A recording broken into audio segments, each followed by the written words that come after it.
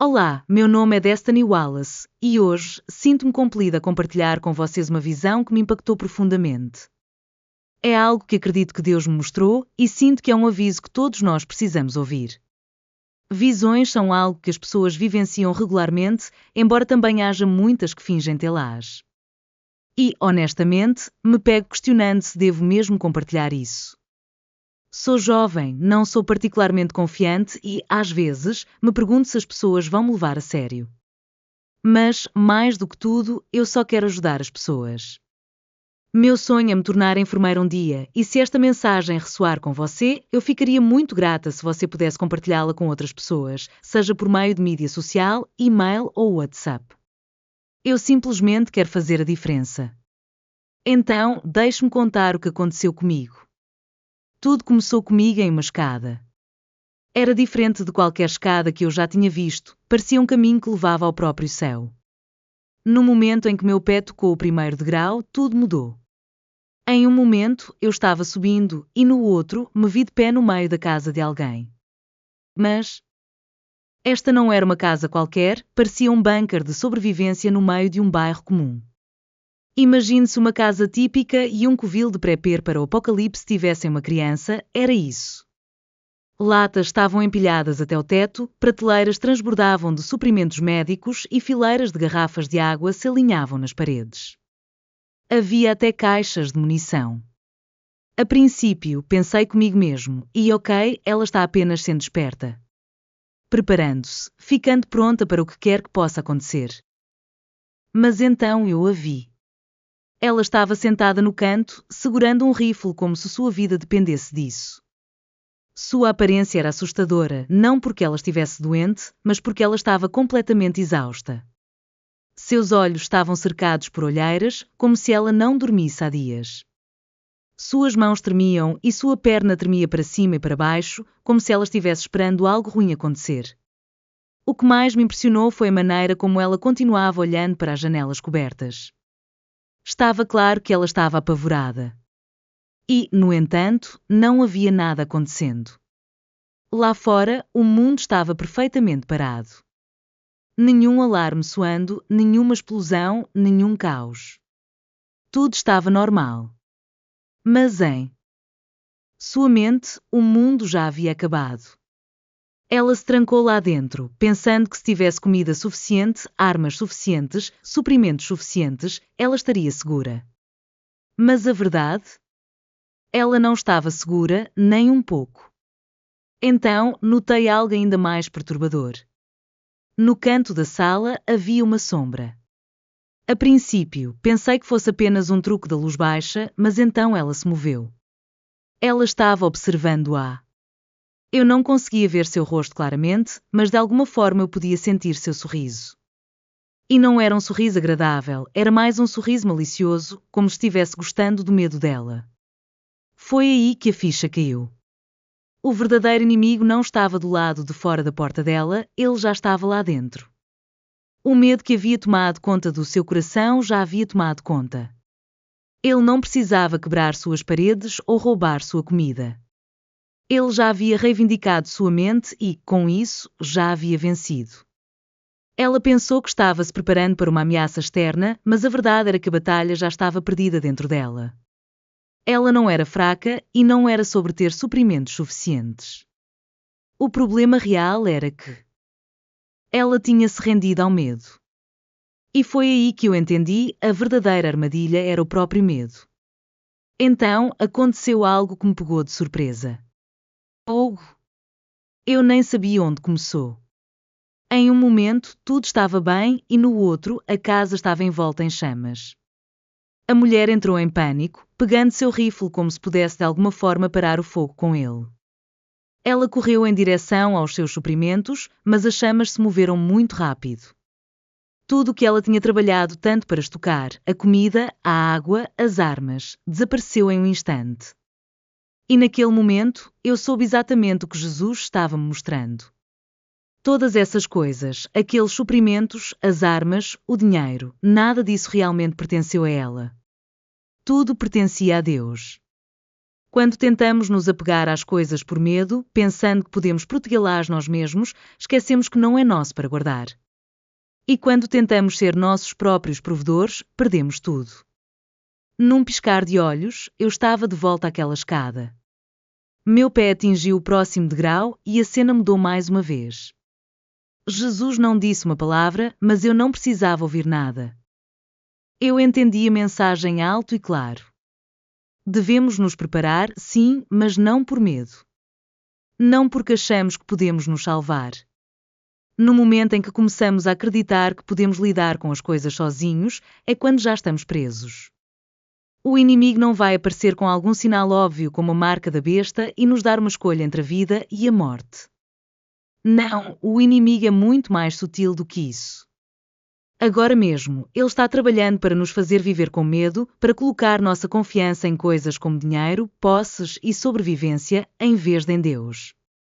Jesus não estava me dizendo para não estar pronto. Ele estava me mostrando que deveríamos estar preparados, mas que também devemos confiar nele. Ele cuida do seu povo. E então, de repente, a visão mudou novamente. Em um momento, eu estava nas escadas e no outro, eu me via em um restaurante. Mas este não era um restaurante comum. Era vasto, tão grande, na verdade, que as mesas se estendiam pelo que pareciam quilômetros. Era elegante, com lustres de cristal pendurados no teto e pratos dourados em cada configuração. Mas havia algo estranho naquele lugar. Estava lotado, todas as mesas ocupadas, mas ninguém estava falando. Ninguém estava interagindo. Eles estavam apenas comendo. E não estou falando de aproveitar uma boa refeição. Quer dizer, eles estavam devorando comida como animais selvagens, pratos empilhados, tigelas empilhadas com mais do que eles poderiam terminar. E quanto mais comiam, mais desesperados ficavam. Eles não estavam satisfeitos. Eles continuavam pegando mais e mais comida, mastigando e engolindo como se estivessem famintos, mas não estavam. Era algo mais profundo. Isso não era fome, era vício. Passei por um homem que tinha pelo menos 7 bifes na frente dele, rasgando-os com as mãos nuas como se não comesse há anos. Na frente dele, uma mulher estava consumida por uma pilha de sobremesas, seu rosto coberto de chocolate, incapaz de se conter. Mas eles não estavam felizes. Eles não pareciam contentes. Eles pareciam vazios, desesperados, como se não importasse o quanto comessem, nunca seria o suficiente.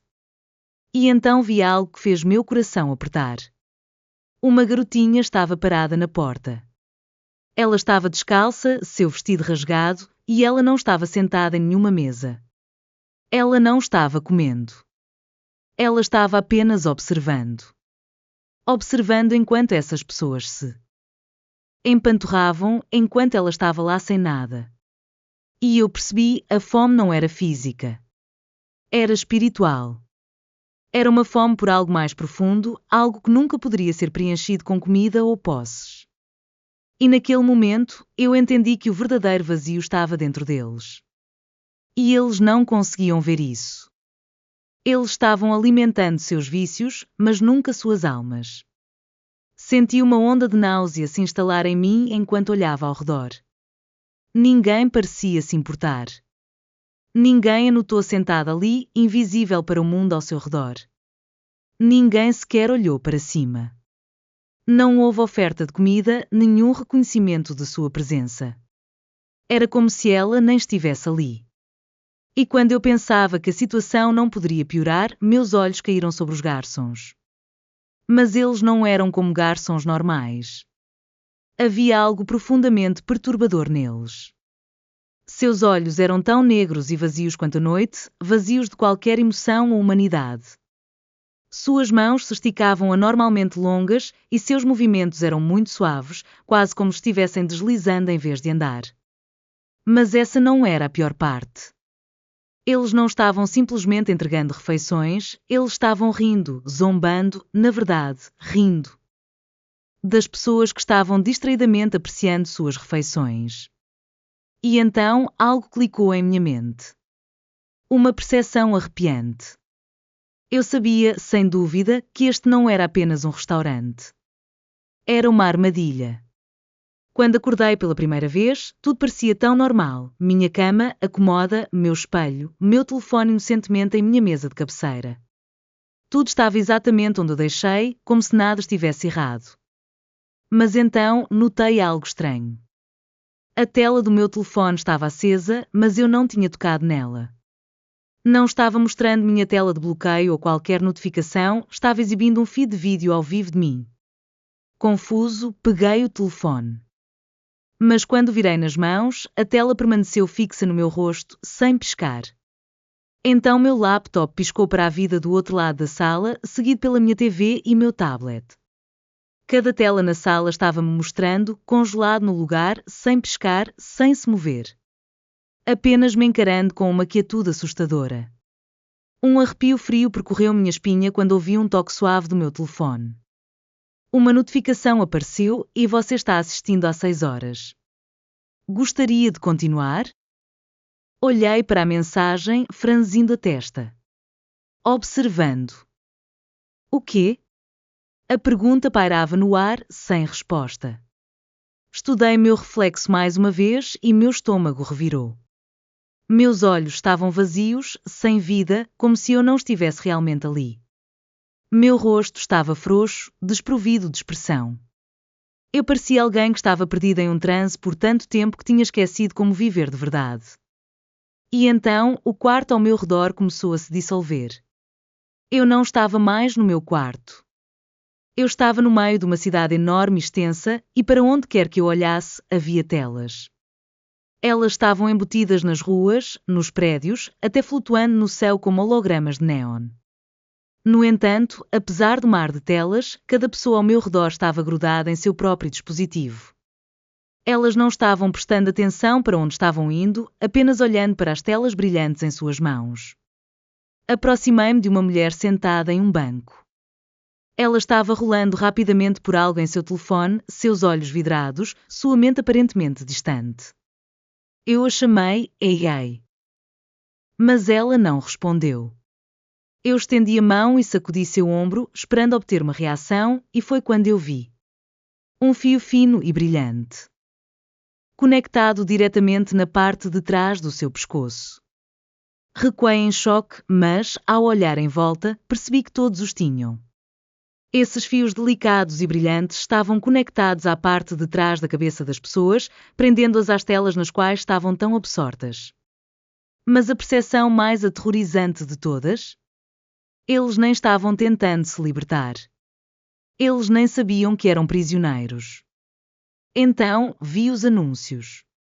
Eles brilhavam em todas as telas disponíveis, cores brilhantes e berrantes exigindo atenção, as mensagens quase provocantes em sua simplicidade. Entretenimento fácil. Fuga sem fim. Atualize sua experiência. Faça o implante hoje, sem mais tédio, sem mais dor, apenas assista. E naquele momento, fez sentido. Esta não era uma sociedade que havia sido forçada à submissão. Não, esta era uma sociedade que havia sido embalada pela passividade. Eles não precisavam forçar as pessoas a receber a marca, eles só tinham que mantê-las distraídas por tempo suficiente para fazê-las esquecer como pensar por si mesmas. Continuei andando pela cidade, meus olhos arregalados de horror, e foi quando vi o pregador. Sua imagem estava estampada em um outdoor enorme, sorrindo confiantemente enquanto ele estava na frente de milhares de pessoas. Ele exalava tanta certeza e convicção. Mas as palavras rolando abaixo dele fizeram meu sangue gelar, e a marca não é uma coisa ruim. Deus entende. Foi quando realmente me atingiu. Não se tratava de convencer as pessoas a aceitar a marca, era sobre distraí-las, sobre garantir que estivessem muito entorpecidas, muito inconscientes para se importarem com as consequências de suas escolhas. E enquanto eu estava ali naquele mar de rostos distraídos, ouvi uma voz em minha alma, clara como dia, e aproveito o que é bom, mas não deixe que isso consuma. Virei-me para olhar para as pessoas ao meu redor. Elas estavam todas tão certas de sua liberdade, convencidas de que estavam vivendo suas vidas como bem entendiam. Mas, na verdade, elas já eram possuídas, controladas pelas mesmas distrações que tinham abraçado. A cidade inteira tremeluziu e antes que eu pudesse processar o que estava acontecendo, eu estava de volta na escada. Meu pé atingiu o próximo degrau e de repente tudo fez sentido. Já estávamos na metade do caminho, conectados em nossos dispositivos, absorvidos por nossos telefones, computadores e televisões. Nós vivemos neles e se não tomarmos cuidado, estaremos tão profundamente imersos nas distrações que, quando o verdadeiro engano vier, nem perceberemos. Jesus não estava me dizendo para abandonar a tecnologia completamente. Ele não estava me chamando para desistir das conveniências da vida moderna. O que ele estava me dizendo era isto: use a tecnologia, mas não deixe que ela use você. Quando dei um passo à frente, tudo mudou mais uma vez. A cena mudou completamente. Agora eu estava no meio de um estádio, cercado pelo caos. O barulho, a confusão, a luta era avassalador. A multidão estava dividida, gritando uns com os outros, atirando pedras, cada lado tão certo de que estava certo. E então, do nada, um vazio negro escancarado apareceu no centro do estádio, puxando as pessoas para suas profundezas infinitas. Mas a multidão não percebeu. Eles estavam muito ocupados lutando, muito consumidos com a vitória para ver o que realmente estava acontecendo. Então, no mais profundo do meu ser, ouvi Jesus falar, e o inimigo se alimenta da divisão. Sirva, não lute. AME, não destrua. Tudo piscou novamente e, de repente, eu estava de pé na escada, mais uma vez, meu pé pousando no próximo degrau. O peso do que eu entendi me atingiu com força. Estamos todos tão envolvidos em escolher lados, em batalhar sobre quem está certo ou errado, que estamos tornando mais fácil para o inimigo nos dividir. No final, não importa quem vence a luta. Todos nós estamos caindo no mesmo poço. Quando dei o próximo passo, tudo mudou novamente. Eu não estava mais em um estádio. Agora, eu estava em um quarto pequeno e desorganizado, cercado por posters de celebridades e pilhas de roupas e maquiagem. Mas não foi a bagunça que chamou minha atenção, foi o barulho. O barulho era ensurdecedor. A TV berrava em um canto, um vídeo do YouTube tocava no laptop e meu telefone vibrava incessantemente com notificações. Era um ataque caótico e avassalador de informações, notícias, entretenimento, vozes, tudo competindo pela minha atenção. E no meio de tudo isso, lá estava ela, uma casca vazia de uma garota, sentada em sua cama, seu rosto inexpressivo, olhos fixos em seu telefone, seu corpo rígido com um puxão de rolagem sem fim. As distrações a consumiram. Ela nem piscou. E ali, na pilha de coisas esquecidas em sua mesa de cabeceira, estava sua Bíblia. Estava enterrada sob recibos, livros e desordem, despercebida, negligenciada. Não estava apenas não lida, tinha sido completamente esquecida. Estendi a mão para ela e, de repente, eu era ela. Eu podia sentir a atração constante de verificar meu telefone, de rolar sem pensar por distrações infinitas, nunca permitindo que meus pensamentos se acalmassem. E então me ocorreu, eu não conseguia ouvi-lo. Eu não conseguia ouvir Jesus. Não porque ele não estava falando, mas porque eu estava me afogando no barulho. A sala ao meu redor começou a se fechar e as telas ficaram maiores, suas luzes mais brilhantes, consumindo as paredes, o chão, o teto, até que não sobrou nada além de uma névoa brilhante e sufocante. O barulho era ensurdecedor. Então eu ouvi uma batida suave. Paciente. Persistente. Virei-me para a porta e vi uma luz fraca piscando abaixo dela. E eu sabia, sem dúvida, que Jesus estava do outro lado. Mas eu não conseguia ouvi-lo. As telas estavam muito altas. E então eu percebi, isso está acontecendo agora mesmo, neste exato momento. Não em um futuro distante, mas agora. Estamos tão consumidos pelo barulho de nossas vidas que falhamos em reconhecer quando Deus está falando conosco. E eu ouvi sua voz no fundo da minha alma, fique quieto e saiba que eu sou Deus. E com isso, eu estava de volta na escada, meu pé pousando no próximo degrau. Meu coração disparou porque eu entendi. Jesus não está gritando por cima do barulho. Ele está batendo, esperando pacientemente que desliguemos as distrações e ouçamos. Se não fizermos isso, um dia, o barulho será tão avassalador que nem o ouviremos. Quando dei o próximo passo, o mundo mudou mais uma vez. Agora, eu estava do lado de fora, no meio de uma rua da cidade. Mas algo estava profundamente errado. O céu tinha um estranho tom vermelho-alaranjado, como se o sol estivesse perpetuamente preso no crepúsculo, nunca se pondo completamente. O mundo parecia estar prendendo a respiração. As pessoas estavam paradas, seus olhos cheios de medo e incerteza. Logo percebi, elas eram cristãs. Vi as Bíblias em suas mãos, as cruzes em volta de seus pescoços, mas elas não estavam vivas. Elas estavam apenas esperando que algo acontecesse.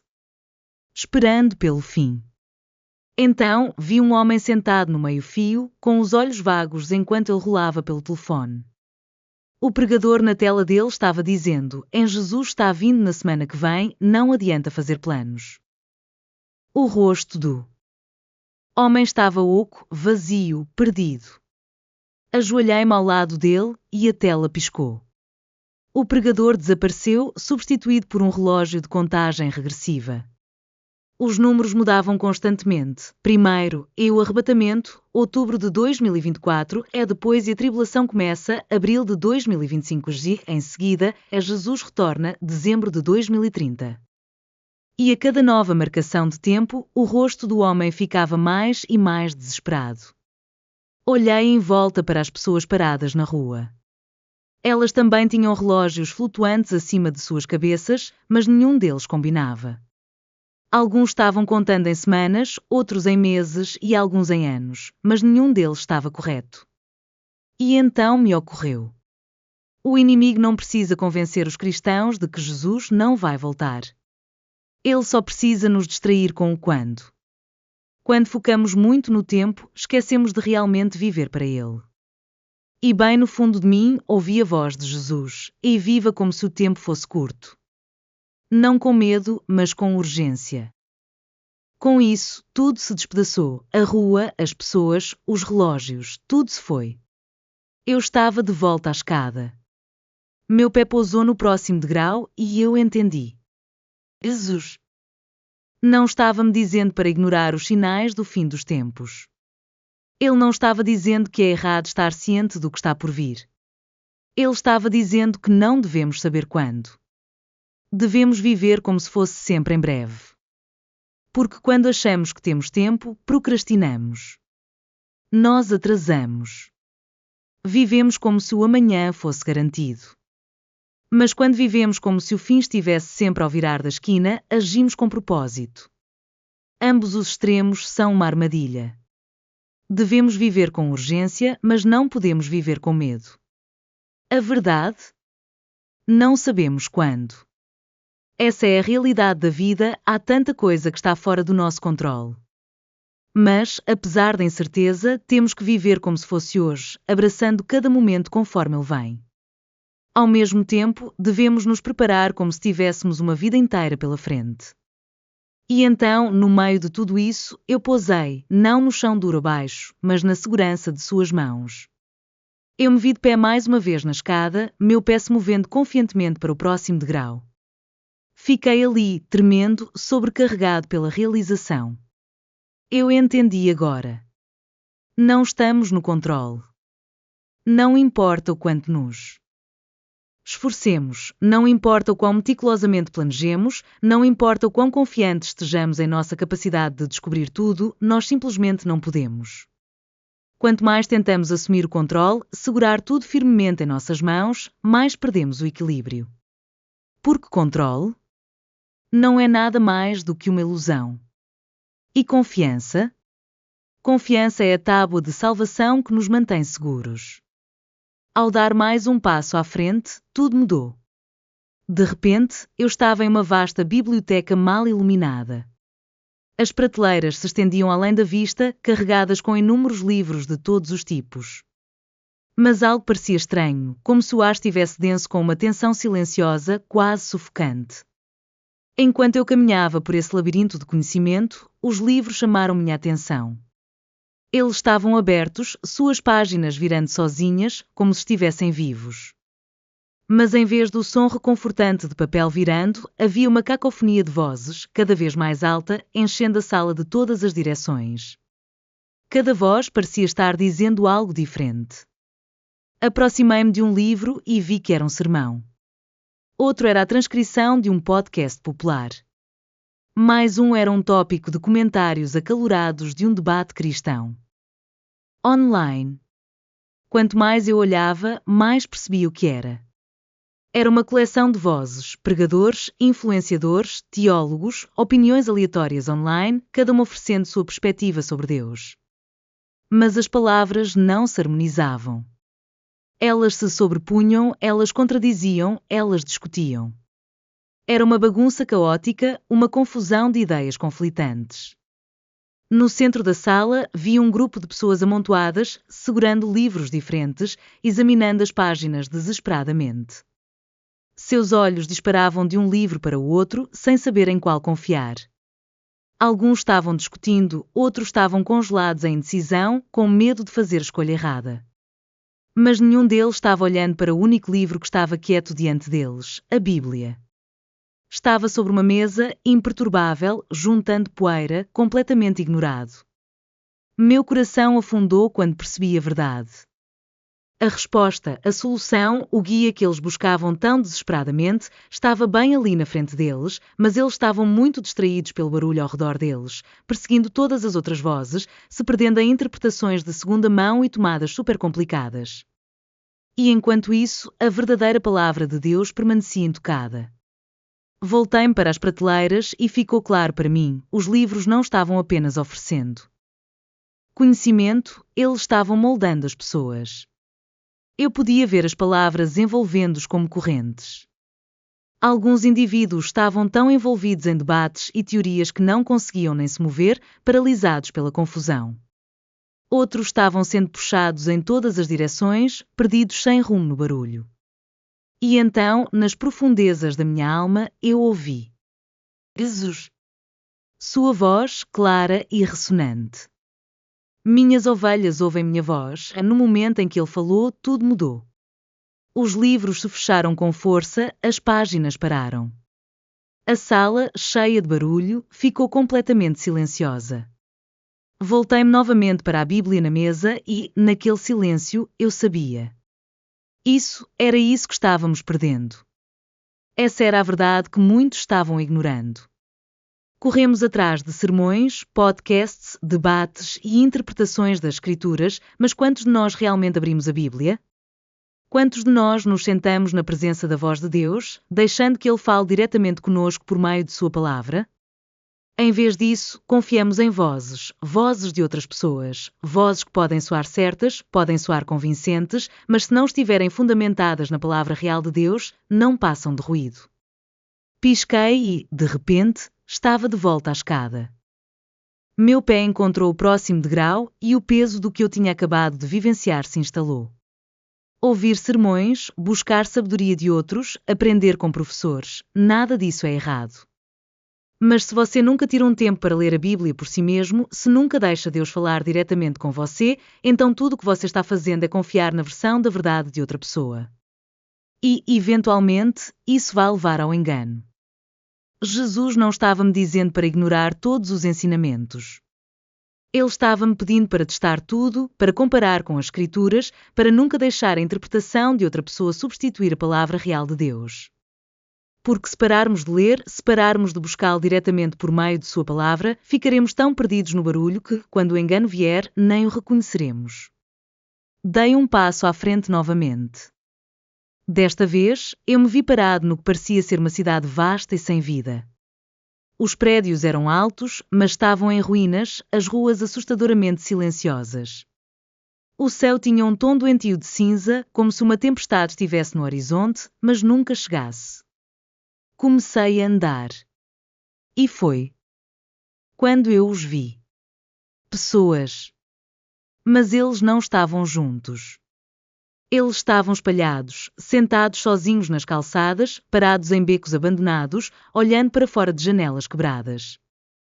Aproximei-me de um homem sentado contra uma parede, joelhos dobrados em direção ao peito, olhos vazios. Ele parecia alguém que tinha esquecido como falar com alguém. Tentei falar com ele, mas ele mal respondeu, como se tivesse esquecido o significado da conexão humana.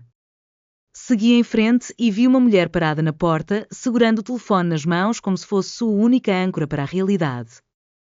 A tela piscou, exibindo imagens de rostos sorridentes, momentos alegres.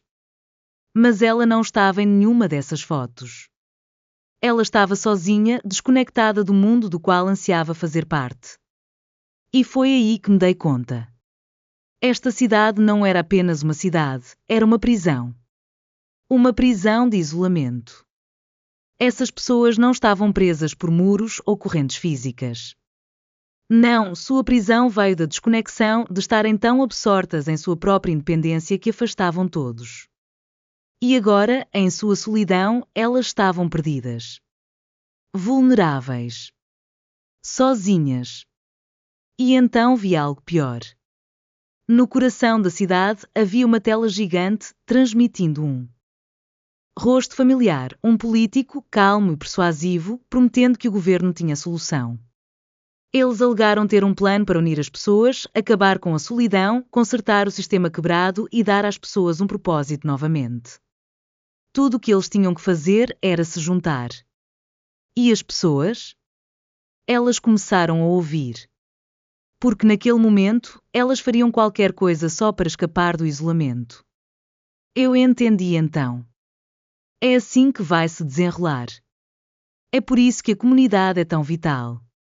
O inimigo não depende apenas do medo, do vício ou da ganância para manipular. Ele usa o isolamento. Quando você está sozinho, é mais fácil de controlar. Sem um sistema de apoio, você vai se apaixonar por qualquer coisa que prometa conexão, mesmo que isso signifique sacrificar sua alma. E então eu ouvi Jesus novamente. No fundo do meu espírito. Onde 2 ou mais estiverem reunidos em meu nome, eu estou lá no meio deles. É naquele momento, eu entendi. Não fomos feitos para fazer isso sozinhos. Fomos feitos um para o outro. Para apoiar um ao outro. Para manter um ao outro fundamentado na verdade. Mas o mundo? O mundo está-nos empurrando para o isolamento. Ele nos diz que não precisamos da igreja. Ele nos diz que não precisamos de amizades verdadeiras.